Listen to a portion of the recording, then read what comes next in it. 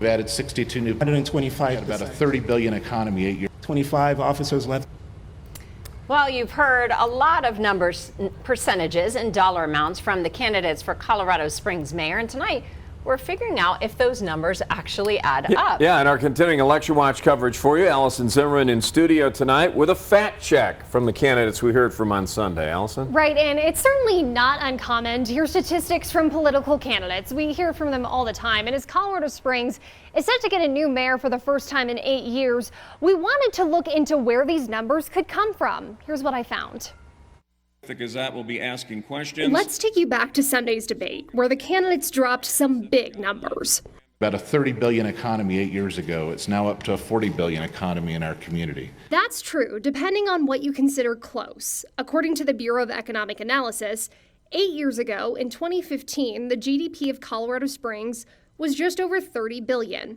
The most recent numbers from 2021 show the GDP is now at more than $36 billion. Not on the right track. I don't know how 125% increase in homicide is on the right track. That's true, but it needs some context because it depends what numbers you're looking at and over what period of time. The Colorado Crime Statistics webpage, which takes data from CBI and the National Uniform Crime Reporting Program, shows a 5-year trend of various crimes. If I select Colorado Springs Police Department, then take a look at murder cases, it shows the number of cases in the Springs from 2018 to 2022. The percentage increase in that time period is 36%. But if you take data from 2019 to 2022, which is when Williams was elected to city council, then the percentage increase is 125%.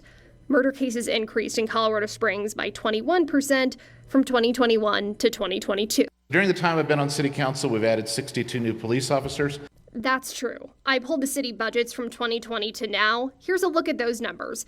If you add them all up, it does total 62. But it's important to note the city budgeted for these positions. The city still saw dozens of officers leaving. I met with a law enforcement officer last week who left last August. The same month he left, 25 officers left that month. Attrition is 10% right now. Half of that statement is true. I reached out to CSPD to get the number of people who left the department each month in 2022. CSPD lost 85 total officers last year. The department did lose the most officers in August of last year, but CSPD says 13 officers left in August, not 25. That being said, a report by the Colorado Springs Independent shows attrition over the last 5 years for CSPD does average out to 10%.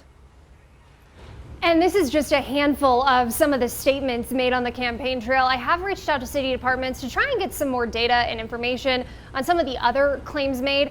I'll let you know what else we learn. And if there's something you would like us to do a fact check on, just send us an email to news@koaa.com.